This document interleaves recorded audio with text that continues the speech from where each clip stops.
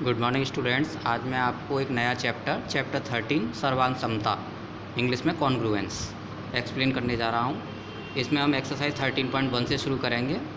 Exercise शुरू करने से पहले मैं आपको ये बताना चाहूँगा कि सर्वांग समता क्या होती है।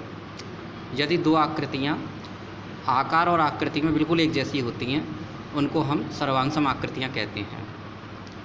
फॉर एग्ज़ाम्पल, जैसे कि हम दो 500 रुपीज़ के नोट लें और उनको देखें एक दूसरे को, तो वो आकार में और आकृति में, रूप रंग में बिल्कुल एक जैसे होते हैं, और उनको एक दूसरे के ऊपर रखें तो वो पूरा ढक लेते हैं।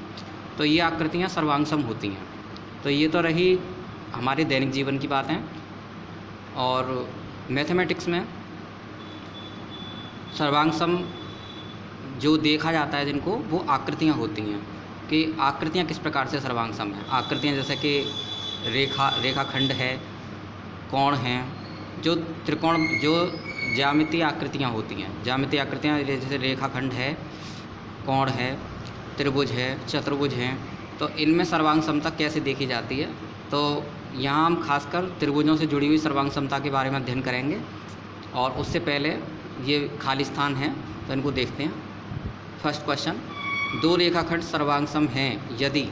दो रेखाखंड कब सर्वांग सम होते हैं? जब उनकी लंबाई समान हो। तो लंबाई समान हो, यदि लंबाई समान है। दो वृत्त सर्वांग सम हैं यदि। वृत्त कब सर्वांग सम होते हैं? जब उनकी त्रिज्या समान है। दो कोण सर्वांग सम हैं। कोणों को सर्वांग सम होने के लिए क्या आवश्यक है? यदि माप समान है। दो आयत सर्वांग सम हैं, उनके लिए क्या आवश्यक है? यदि उनकी लंबाई और चौड़ाई समान है। दो वर्ग सर्वांग सम हैं यदि उनकी त्रिभुजा की लंबाइयाँ समान हों। ठीक है ना। नेक्स्ट क्वेश्चन नंबर 3, निम्न में से कौन सा जोड़ा सर्वांग सम है? इनमें सर्वांग सम जोड़े के विषय में बताना है, कौन सा जोड़ा सर्वांग सम है।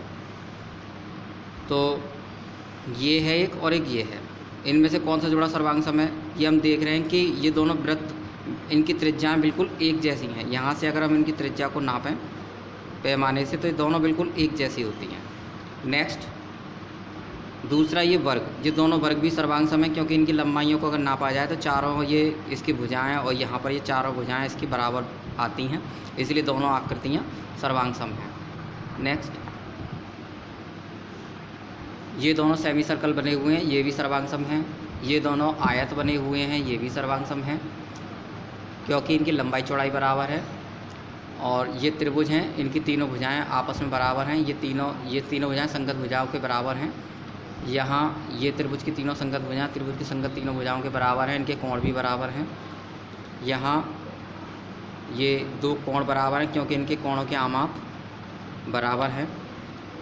इधर ये दोनों आकृतियाँ भी बराबर हैं, ये दोनों आकृतियाँ भी सर्वांग सम हैं, ये भी सर्वांग सम है। यहाँ ये आकृतियाँ सर्वांग सम है और ये भी सर्वांग सम है।